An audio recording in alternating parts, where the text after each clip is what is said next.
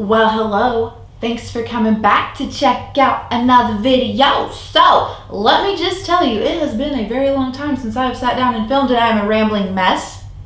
Anyway, we are here today to do our very first update for the Pan Those Eyeshadows. I am super excited. It's a really good update, just FYI. In case this is your first time seeing a Project Pan style update from me, let me just tell you, I always leave chapters down in the description box, and I think you can just click on the screen. That way you can shuffle around and just skip to the parts of the video that are the most interesting to you. 2, I always leave how many times I used a particular product and the total uses, since it's been within the project, on the screen for you as well as in the description box. So for this, since it is our first update, the uses and the total uses are going to match, but from here on out, that total uses should grow, obviously, until I hit pan. So before we get into this, I do also want to give credit where credit is due. So Pan Those Eyeshadows was something that was started by Sjösten. I always leave her linked in my description box as well. She started this maybe, Lord, 3-4 years ago.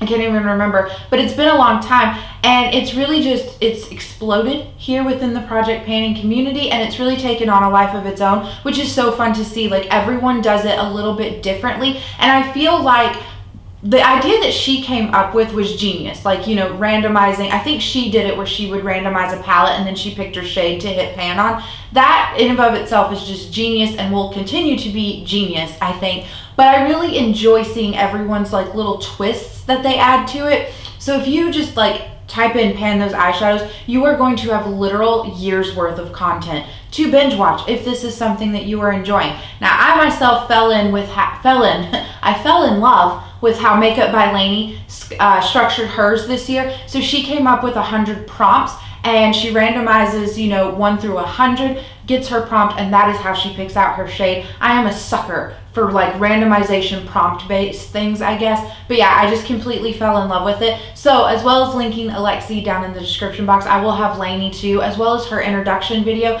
and I will also include my playlist, a copy of my rules, and things like that. So without any further rambling though, let's get right on into this update.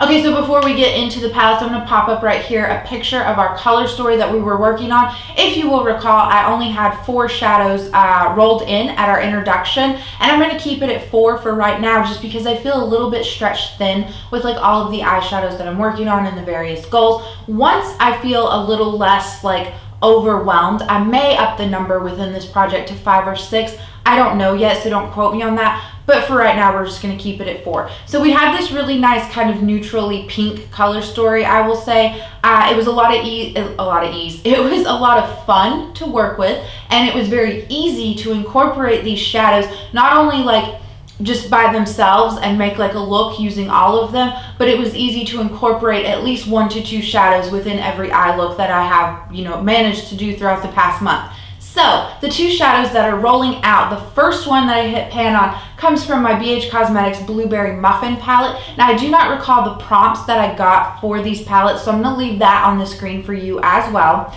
But this was a shade that already had a really nice dip on it before I brought it into this project, and I believe I only had to use it 4 or 5 more times before actually hitting pan on it. So I'm really excited about that. Yummy is probably one of my most favorite shadows from this palette. It's just an absolutely pretty, kind of purpley taupey pink shade. It just lends itself really well. You can use it to do neutral looks or more colorful looks, and it's just, I don't know what else I can say about it other than I love it. So I don't want to repeat myself too terribly much. But if I bring this in, hopefully the ring light doesn't wash this out too terribly much, because it is a holographic background, but there is pan on it, as you can see. I will also, just in case, include pictures over here of the shadows and the pan and all of that, so that it makes it easy for us. But yeah, so this is the first shadow that is rolling out.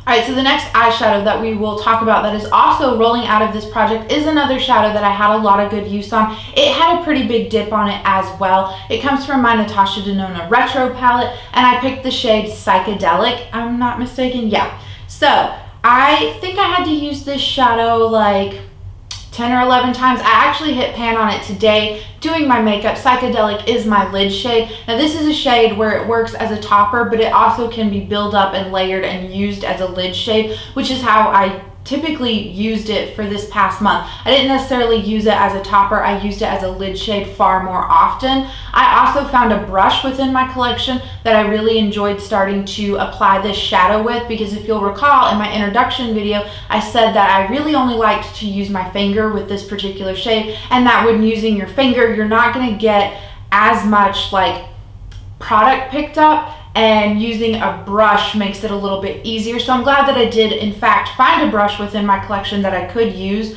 with this shadow. So enough rambling. You're probably like, Haley, just show us the pan. And again, with the ring light, I'm not sure if it's going to wash it out, but it is there right in the center. I do also want to call your attention to, with this palette, I already had pan on the Rebellion shade down here, which is one of my absolute favorite shades within this palette. But throughout the month, not only did we hit pan on Psychedelic, which was the shade we were working on, we hit pan on Mod, which is like a matte off-white. It has a little bit of a pink to it. It's a really pretty matte inner corner highlight shade. And then I did also use it to like help set down my eyeshadow primer or blend out shadows. And I also hit pan on this shade Andy up here, which is like a soft kind of taupey purple shade. Now Andy, much like Rebellion, is one of the cream to powder formulas within this palette. So it's really easy to hit pan on those, in my opinion, if you use them consistently enough, because since it is that cream to powder formula, it is a little bit more malleable than just like a standard powdered eyeshadow. But yeah, I'm really happy that this palette now has 4 pans in total in it. It just looks really loved, and you know, I say that this is a favorite palette of mine, so again, it's just nice to see how loved it is within my collection. All right, so let's talk about our last 2 shadows that are staying in the project, and then we will go over some looks, then we will draw our numbers, yada, yada, yada. All right, so I did roll in the Persona Identity palette. I have the original packaging. I know they've updated this, and it's much more like, I don't want to say sleek, but it's kind of like that. It's just the white plastic packaging, so I guess it looks like a little more classy. I, however, really enjoy the artwork. That's a tangent that you really didn't need. The shadow that we were working on from within this project is the shade Charming, which is just a very like nice neutral matte brown shade. I do have it on today in my crease, as well as the Psychedelic shade that I already mentioned. And Charming is just, like I said, it's such a neutral shade that if I show you a picture and I'm like, oh, I have it in my crease, you probably won't be able to tell, just because it's that type of shadow, you know what I mean? But I have used it this month. I will say I'm starting to notice a little bit of a dip within this shade. So I'm going to bring it in for you. Hopefully, maybe you can see the dip. If not, I will try my best with the pictures that I take. So I feel like pan is still a really long way off with this shadow. If you will recall, I have told you guys, like, I've probably used this shadow 50 plus times within its life, if not like 100 plus, and we're just now starting to get a dip on it. It is such a tightly pressed formula. I do have other pans within this palette. And since I did mention my bonus pans from the retro palette, I do want to point out to you that Fearless down here, which is the matte chocolate brown shade, I am now officially going to say that I have pan in it. I had dropped this palette and a little bit of this Fearless shadow crumbled out within the corner, and it gave me like pan within the corner. But I use this as like an outer lid shade. I also use this as a brow shade, and so I have finally officially hit pan within the center of this eyeshadow. So that's our last bonus pan from like within this little grouping of shadows. But yeah, Charming is going to stay in here. Okay, so the last shadow to talk about comes from my BH Cosmetics Lost in Los Angeles palette. This is an all pastel palette, and I still have yet to do an all pastel look. However, I will say I've dipped into more than just the shadow that we have been working on within this project from this palette. So I'm really happy about that. I've used Malibu in looks, I've used the Hills in looks, I've used Sunset Boulevard, I've used the Abbey, which is the matte white shade. The Abbey has really been like a great shade to have on hand. Not only is it great to like set down my eyeshadow primer with, but it's also really helpful to, one, make the lighter shades much more punchy if you put that down first and then layer your lighter eyeshadow like on top of it. But it's also a great shade to help blend out those darker colors. Another tangent, but here we are. So the shadow that we've been working on is this WeHo shade right here. It is just like this kind of soft peachy pink shade within here. I don't even think that there's really much of a dip forming in this. This was probably, if I'm not mistaken, the shadow that I used the least out of the like 4 that we had within this project. So I do want to pick up the uses on this a little bit. It is like the safest shade from within this palette to be working on, and I just want to try to incorporate it more into some looks. I think I just had the mindset of like, hey, if you really kind of narrow in your focus, you could hit pan on Yummy and Psychedelic, because like I said, they both already had such good dips on them. Okay, so within the month of May, I really had more no makeup days than I had makeup days, which is surprising. Like normally it's the opposite, but I just had so much going on within the month of May, and the times that I did get to wear makeup, I just tended to focus in and kind of do basically the same looks. Like I really wasn't all that creative, because when I did get to sit down and wear makeup, it was kind of like, all right, but you got somewhere to be, you got to get out the door quick. You know what I mean? So I only have 2 pictures to show you, and they're kind of basically the same eye look. One's just a halo eye, and then one is just like a standard, like this is what I call my standard eye look, where your outer V is darker and you have a lighter shimmer shade on like your actual lid. So the halo eye that I did incorporate the shade Charming in my crease, which, as I said when we talked about it, Charming is just such a neutral brown shade that you really can't tell when you do have it on. And then I did incorporate Psychedelic and Yummy. So I put Yummy down as like my center shade within this halo eye, and then I did use my finger and top Psychedelic off on top of it, and it really lightens Yummy up, and so it has less of that like gray purple taupey tone to it, and it takes on more of that pink tone from Psychedelic. I know that to create the outer and inner portion of this eye look that you're seeing, where it's like the darker purples, that did come from the Natasha Denona Retro palette, and I believe, if I'm not mistaken, it was like the shades Andy and Rebellion. I just layered those together to create that halo eye.